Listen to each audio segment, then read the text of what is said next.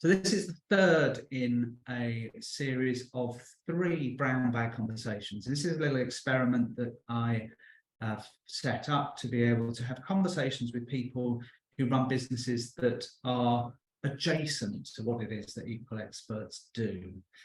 And if you want to find out more about it, if you search, I tried it earlier, if you search on Google for brown bag conversations, you'll find it about 3/4 of the way down the first page. If you search for Matt Valentine brown bag conversations, it'll probably come up on top. So you can read an article there, a bit more detail about why I'm doing this.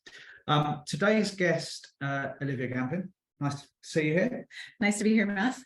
It feels particularly timely, this conversation. Over the last, I guess, couple of months, we've seen this explosion of media interest in the world of particularly generative artificial intelligence, or simulated intelligences, as I like to call them, to be able to stake my humanity in the ground. And I saw at the weekend that the chief executive of OpenAI has started talking about how they are building technologies that he is scared of, which, if you ever want to understand why there is a need for ethics in the world of technology and ethical decision making, a CEO saying they're building things that they are scared of, I think is probably as good an illustration as you could possibly get. So, Olivia, your business is called Ethical Intelligence, and you help your clients to be able to build technology within an ethical framework, being able to make decisions in a way that they're taking account of the considerations that the impact of what they're doing might have. And we'll drill into that a wee bit more over the course of this half hour. I think it'd be useful, though, just to start off with maybe if you could give us a working definition about what we mean by ethics and ethical decision making. Yeah, and to preference this as well, Matt, I'm a very practical ethicist. I'm a very practical and optimistic person in general. So my definition is probably not the one you're going to find in, let's say, the textbooks or in academia, but is one that I have developed over time. Ethical intelligence is just shy of 4 years old. So this is 4 years of working hands-on with companies, this definition. And what I describe ethics as is a decision-making tool. So I conceptualize ethics really as this tool. So not necessarily this vague in the distance, high above, floating orb that people quite don't understand. For me, it's something quite concrete. It's a decision-making tool that allows us to both safeguard. So we're looking at risks, we're looking at what we don't want to happen and what kind of decisions need to be put in place, what kind of safeguards are needed to ensure that that doesn't happen. But also, and here comes the optimist side, in the positive direction towards innovation, really designing for our values and connecting those values to both technical and economic return. But how do we design, for example, you hear like privacy by design or trust by design? How do we embed our values from day one and use that as a competitive edge, that innovation side of ethics? So the double-sided tool, decision-making tool at the center of it all. So this isn't about being able to create yet another regulatory group within an organization whose primary job is to say no. Exactly. I like to say we have yet, and we're 4 years old, just shy of 4 years old, we have yet to tell anyone no, flat out no. Because the people that we work with as well, I say we're very lucky. We have very exciting and really the vanguards that are moving already in this space. But they come in with an open mindset and they're just looking for almost like gut checking of is this the right direction? Is this the right decision? And so if there's ever a way or ever a time when we're looking at it, we see, oh, there's not, that alignment's not quite right. We look at it and we go, okay, maybe, but let's try it this way. Or like, here's some other options. It's never just a flat out, no, you idiot. As sometimes people think happens.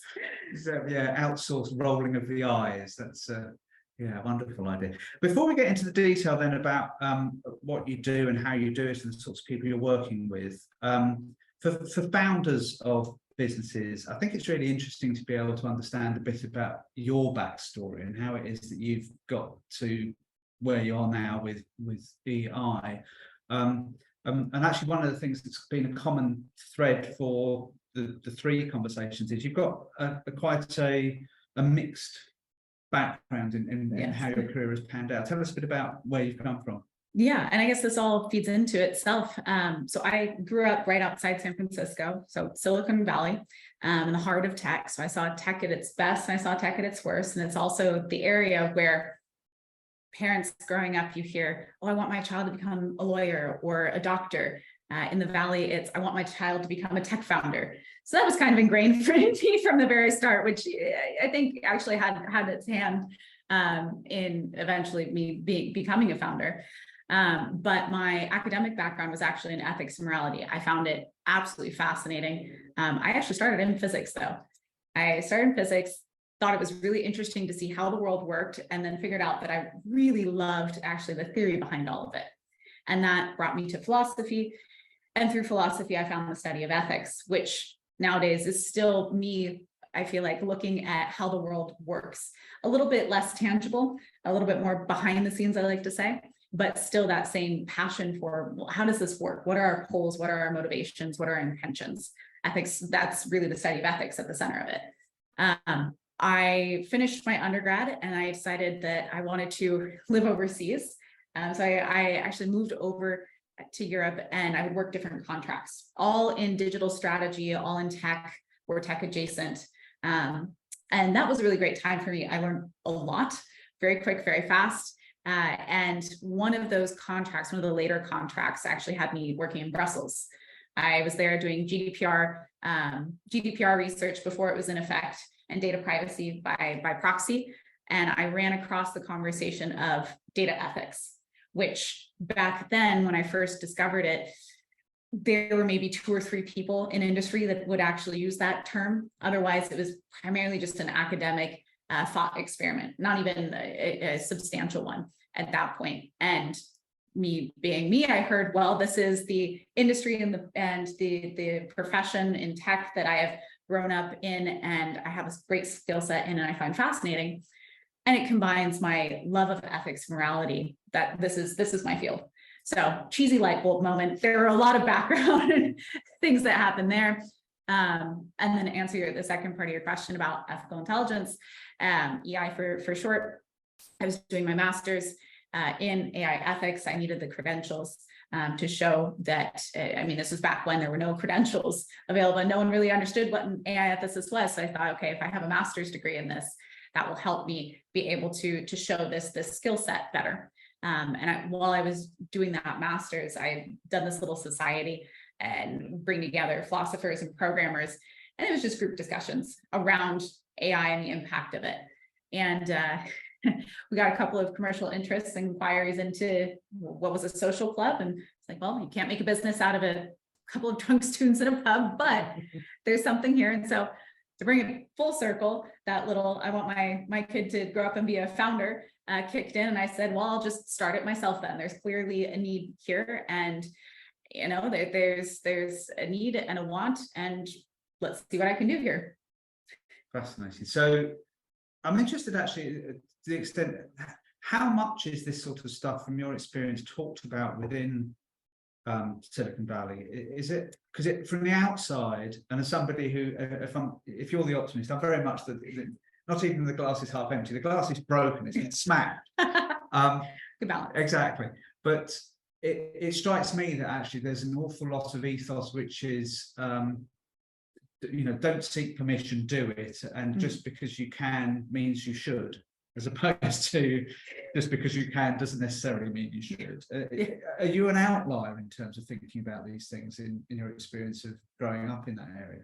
I used to be, yes. It used to be. I remember I would get into arguments with people who were building software or had internships in companies or had started their own companies. I was sitting there, I was like, but why? What's the, first of all, what's the purpose of this? And second of all, aren't you nervous about the impact that you are causing?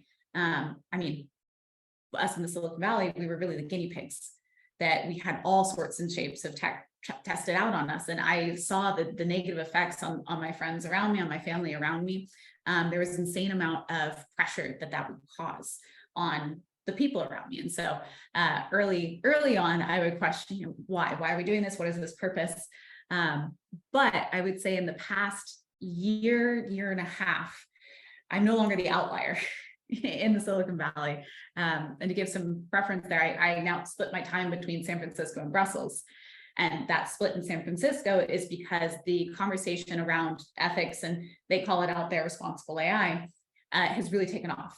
And it's now the right time, right place in the Silicon Valley. People are open to the conversation. They kind of all scared themselves with generative AI. And so it's a very open conversation where people are actively looking for solutions. Yeah. And do you think that the kind of headline, exciting enough to make TV dramas out of them, failures of companies like Theranos or WeWork, or do you think that that's had an impact in raising the agenda a bit about ethics in terms of business ethics alongside the questions that are coming from AI? Absolutely. And we've got one scandal after another. I just watched the series on WeWork. Really fascinating. It's brilliant, isn't it? It is. I got really into documentaries on startups and founders and docuseries. So I don't know what that says about me, but those definitely caused alarm where it is starting. And even like the recent Silicon Valley bank collapse, the Silicon Valley bubble is breaking. Mm-hmm. Those moments are the indicators of you're not invincible, and these are important issues. And so those are highlighting more and more and more the need for ethics and the need for, quite frankly, cultural change in the Valley. Yeah, okay.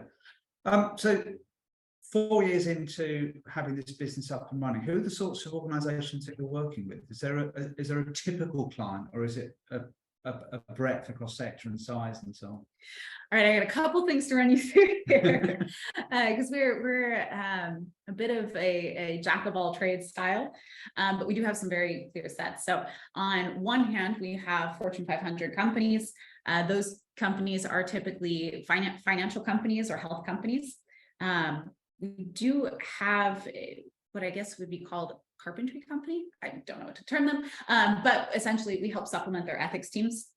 So these kind of companies are building out in-house responsible AI ethics teams, and they have enough work for 20 people and only have the ability to employ 4 at a time. And this is a very niche expertise. It's also an expensive expertise to employ full-time, because you need people that have a lot of experience and have a lot of expertise in hard to find niches.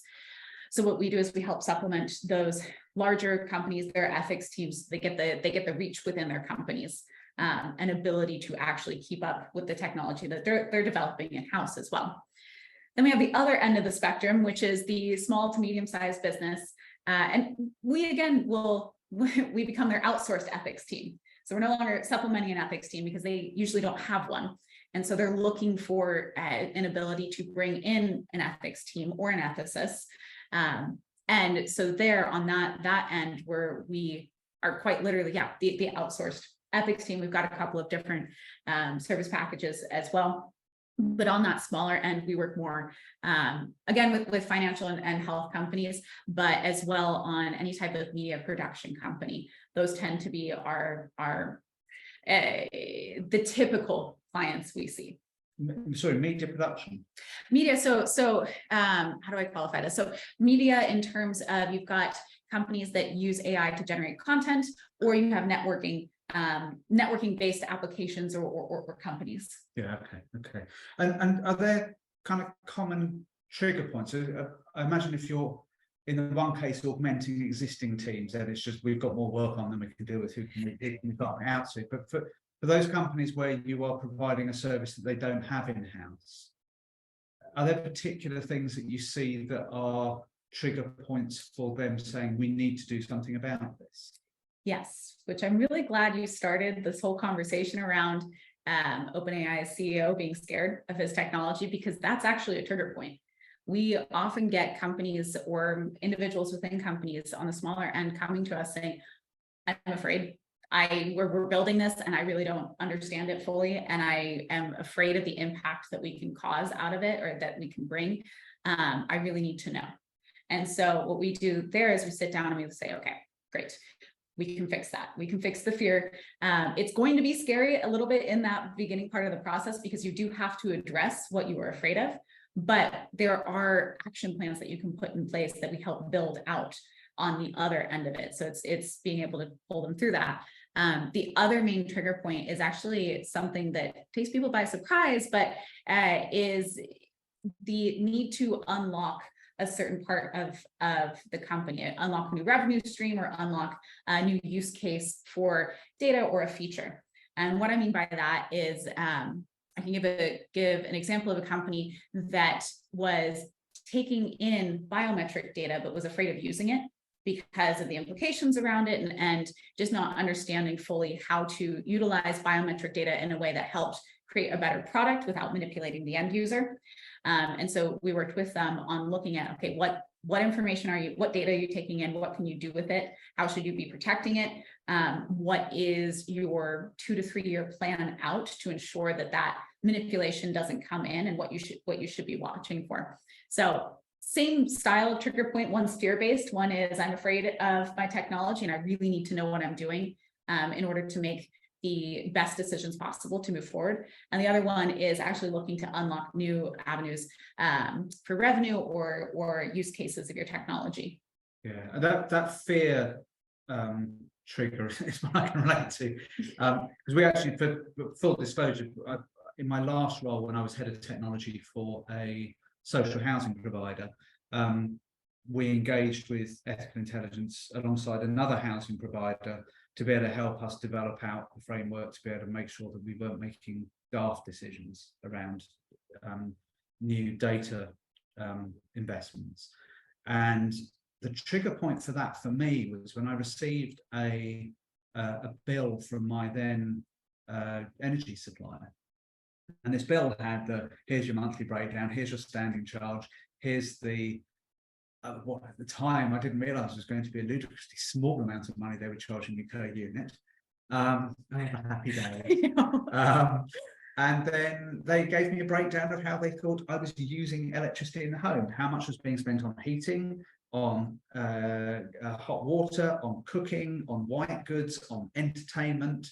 And they were getting that from the fact we had a smart meter. And so 48 times a day, 2 bits of data would be supplied to the provider, which is the current meter bill reading. And from that, plus analysis, plus other data, they were able to extrapolate out to be able to give a very sort of granular definition about the way we were using our house. And that struck me at the time as being a bit scary, because did I want a state-owned, a foreign state-owned electricity provider to know that much about me? But also the Housing Association at the time, we were starting to have experiments going on implementing things like smart thermostats, which feel like a very anodyne, safe thing. It's a thermostat that's connected back to headquarters so that we could tell temperature. But understanding that in the context of what EDF were able to generate, suddenly there's this, what on earth are we opening up? Are we opening up privacy challenges? Are we opening up duties of care to our customers that we can't fulfill? And that was the trigger point. And I guess, are the people that are bringing you in, because I was head of technology there, so I'm seeing this from both the lens as a technologist and as a social scientist, which is my academic background. Yeah. Are the people bringing you in technologists, or are they people in compliance teams, or are they, spread across an organization? So we actually have a bit of a trifecta that we look at. So we've got technologists. These are usually heads of IT or CTOs, heads of technology, heads of data. So with the technologist branch, then we actually are brought in by product quite often. And these are either heads of product design, product development, VP of product. That's looking now, again, more at features rather than necessarily the technology itself, but very, very closely entwined. And then the last one is kind of the outlier, but this one is what we call like our and again, this is more on our smaller side, our champions. This is the concerned founder, or quite often operations or executive chief that is concerned, is worried, needs that support, needs that insight. So we have a lot of outliers within that as Yeah. well, but those tend to be the points that we're brought in for. It must be quite hard to be able to know who to reach, I guess, within that as well. If you've got lots of different. It can be, yeah. So when we're looking at a company, we say, okay, we believe that this is a company that would be a great partner. We do have to do a pretty big outreach across the company. Just what we're looking for is what we call our ethics champion. So this is a person that is already read up on responsible AI, or actually a lot of times comes from having studied philosophy or a similar background. And they act as the person that brings us in to start the conversations. But we do have to canvass a good chunk of the company, since it's not clearly one department's responsibility over another, unless they have an ethics team. Then that's a different story. Yeah. But I'm talking smaller teams now. Yeah. And I guess with that, wanting a champion for this, if you're going to affect a change in an organization, maybe to have somebody who isn't say general counsel, where this sort of responsibility would usually seem to lie, because it would be seen often as a compliance issue. If you've got the person who always says no leading the, I guess are you actively looking for people outside of the usual suspects? Yeah, so when we engage with a company, we do work closely with their general counsel, because that is an important person or important department. But what I like to say is, if you allow ethics to slip under compliance, then you've already lost. You won't ever get the benefits of ethics, because it becomes solely a compliance question. Compliance is important. We need that is important to have, but ethics allows you to go steps beyond that, really become a business strategic decision. I like to tell, especially our smaller clients, that you can't pitch to your users, you can't include in your sales pitch, hey, guess what, we're not illegal. That's not really enticing, but you can use it as a competitive edge and say, hey, we use these ethical values, we follow these ethical values, we have these standards, and this is something that we keep at the core of our company, and that becomes then a competitive sales pitch. But you have to keep ethics outside of that compliance question, more in digital transformation and innovation, and in guidance. Yeah, okay. I mean, with the way politics has been in the last few years, I can imagine that actually it's now becoming increasingly a high bar for us to be able to say we're not illegal. But that's a question. Yeah. So understand the sorts of trigger points. How does that manifest in terms of the practical things that you actually do for a client? Because for one thing to say, I'm scared, or I have a need, or we need to get better at being able to make sure that we are doing things that are taking account of their broader impact. But from an actual engagement perspective, what are the sorts of things practically you're doing with your clients to be able to help them make that change? Yeah. So we have 4 main services. Again, we offer general consulting anyway at our base, but we have 4 main services. The first one's called Ethics Lite, which is quite literally, it's a month-long process. It includes a diagnostic report, it includes a blueprint, and it's essentially us coming in and saying, all right, here is worst case scenario, here's best case scenario in terms of your technology, here's where you sit. And here are the decisions that you're going to need to be aware of going forward. We've got clients that have had that diagnostic done and are still using it as a design artifact 3 years, 4 years after. That's the first one. That's Ethics Lite. That's like, I need to dip my toes into this. I need to understand.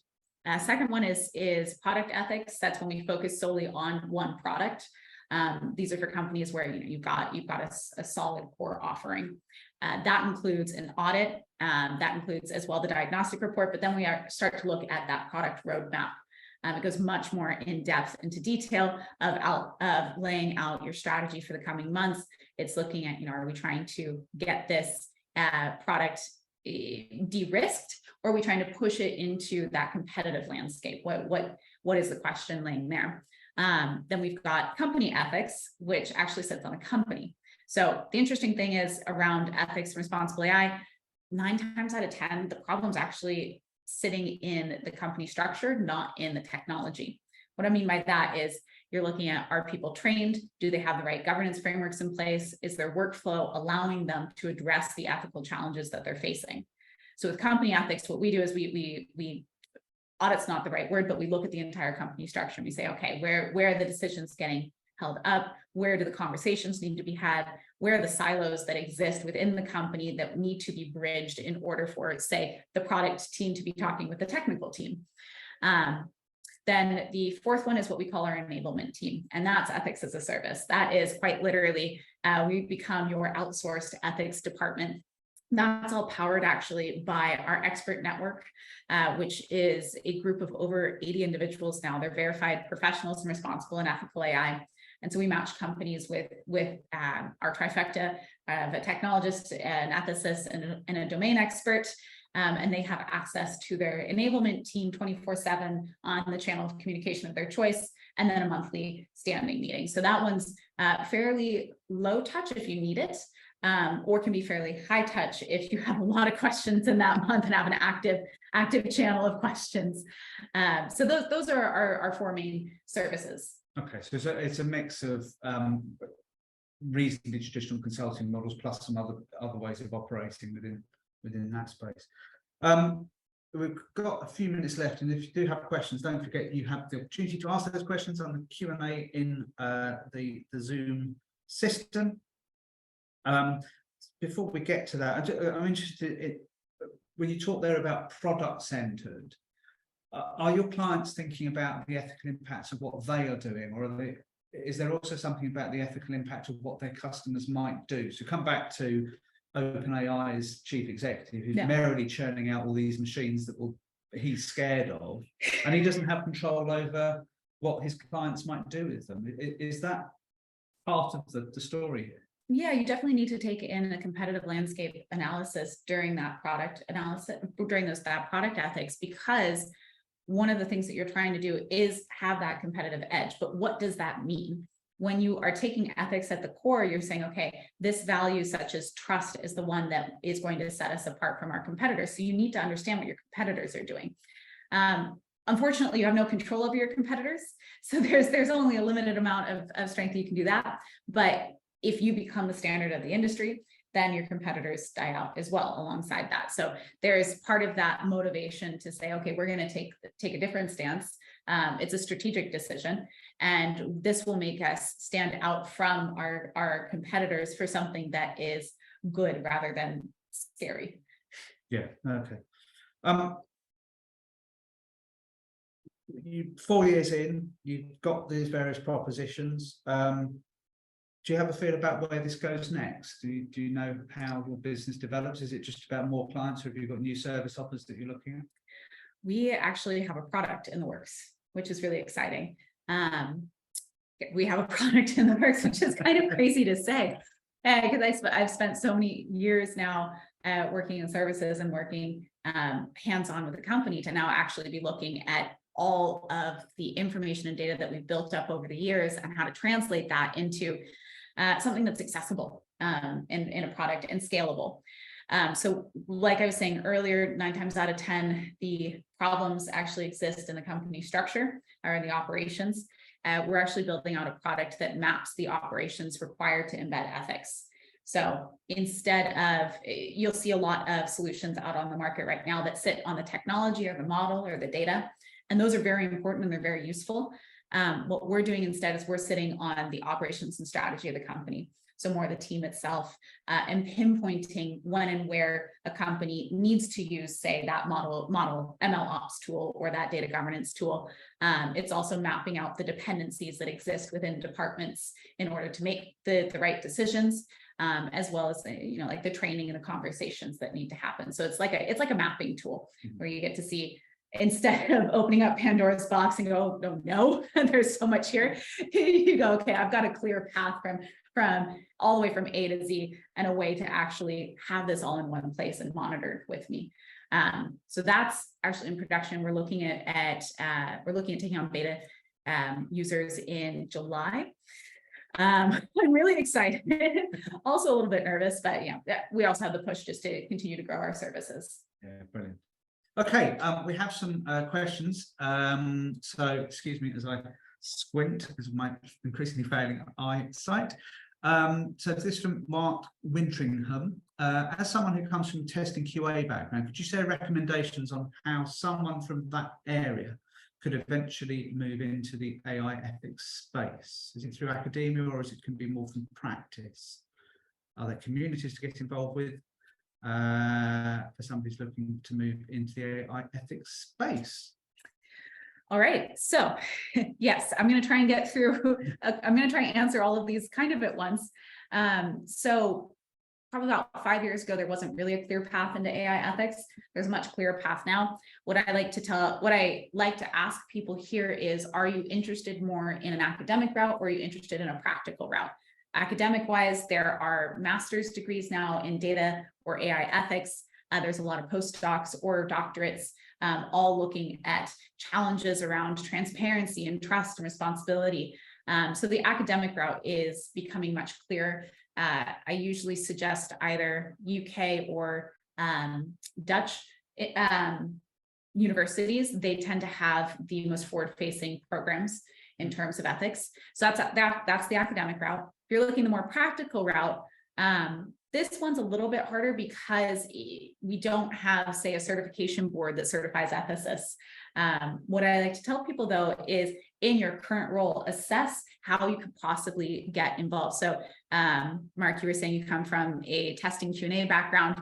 One thing to do is in your current role, come up with an initiative around that position that incorporates ethics. So like if you're testing, I'm kind of making up what your role is right now as we go, but say you're customer facing and you're trying to test, let's say brand reputation, come up with an initiative that says, asking the question around like, do our customers trust us? And then run some case studies off of that. Do it all under the under the umbrella of AI ethics. Any principle all fits under that umbrella. And what that allows you to do is slowly internally be able to say, hey, this is a strategy or initiative around AI ethics. Then you quickly become known within the company that you are the one to go to talk to about ethics, and you can build up that standing internally. There's also positions available, which leads to your other part of your question about communities. If you check out All Tech is Human, they're based out of New York, but they have a job board for they've called it the Responsible AI Job Board. But that always has listings in terms of either internships, entry level, anyway, to management. I haven't seen any chief ethics officers postings yet on that job board, but that's a great community space. It really focuses on building the pipeline of talent. Alltech has done a great job of building out that pipeline for talent, and they've got great resources in there too. A couple of handbooks actually that showcase everyone's that works in this space, their path to AI ethics. So it is kind of a build your own adventure still, with some clear paths. So hopefully that helped answer a little bit of your question there, Mark. And there was one more actually from Mark, which was about if there are any specific books to recommend on the subject. Yes, so I've got 2 books and then a resource for you. So first book is The Alignment Problem. That does a great job of canvassing up to date. It's kind of like an action history book. It feels like reading, but it gives you a lot of the background of the concerns and arguments and questions and developments of specific principles. So with fairness, there's a whole chapter on fairness. It goes all into the Cambridge Analytica scandal and what happened there and what its implications are now current day development. So that is a great read. And then the other one that I really love that I realize isn't classified as an AI ethics book, but I think the philosophy behind it is very well founded, is called You Are Not a Gadget. And this really looks at what I like to call the respect of humanity in our build of technology. So it's not attacking technology, it's not attacking the machines or the models, but instead is looking at how do we respect our humanity in light of our technological development. And then last, the resource that I would suggest, so actually at Ethical Intelligence, we have something called The Equation. It's a quarterly journal. Each quarter we focus on either, let's say, the business case for ethics, investing in ethical AI. We've done ethics as a service. We also did ethics in smart home technology. And our next issue coming out in less than a month, so I'm thinking about all the work that needs to be done there, is actually on generative AI. And it's designed to be a quick read. Well, it's designed to be something that you can read over coffee in the morning, but gives you that full perspective, that 360 view of ethics applied to this scenario. Fabulous. Another question coming here from Simon Case. I imagine this is Simon Case, who is the head of the data practice at Equal Experts, rather than Simon Case, the head of the UK Civil Service. Great talk, thanks. I have some questions. First of all, why do you think ethics should be part of digital services rather than compliance? Great question. So compliance, think of compliance as the base foundation. That is your line that's set that says, okay, this is good enough. But ethics asks questions and helps with decisions beyond that. So you're no longer just building that foundation, you're building the house or the structure on top of it. And so if you keep it solely on compliance, all you'll ever have is that base foundation. You're just asking yourself, can I do this, rather than should I do it, or how can I use this to further our company mission, so to speak. Compliance doesn't touch on values or mission, whereas values and mission sits completely within ethics and is really where you can unlock a lot of value beyond just being compliant and avoiding fines. So that's why those sit separate to each other. Cool. And then there's a second question from Simon, which is, as developers, what works best for us are really clear guidelines of what we should do and what we shouldn't. For example, don't use AI to fake my persona, or using AI to create generic content is okay, provided we acknowledge it. Ethical principles can be very difficult to work with if they are not specific enough. Are these specific guidelines emerging? Yes and no. We have a lot of principles and a lot of frameworks. And the reason why they can't all the time be completely specific is ethics is highly contextual. You need to know the use case, you need to know the time and place, you need to know who's building, you need to know what they're building. So it's very hard to give those black and white answers in a way that will always apply across the board. There are scenarios though where you can say, yes, like here's a clear don't do this. Like the one that I've been telling people is don't upload personal information or private data sets, private secure data sets to ChatGPT. Don't do that. That's a clear no. There's far too many privacy and cybersecurity issues with that.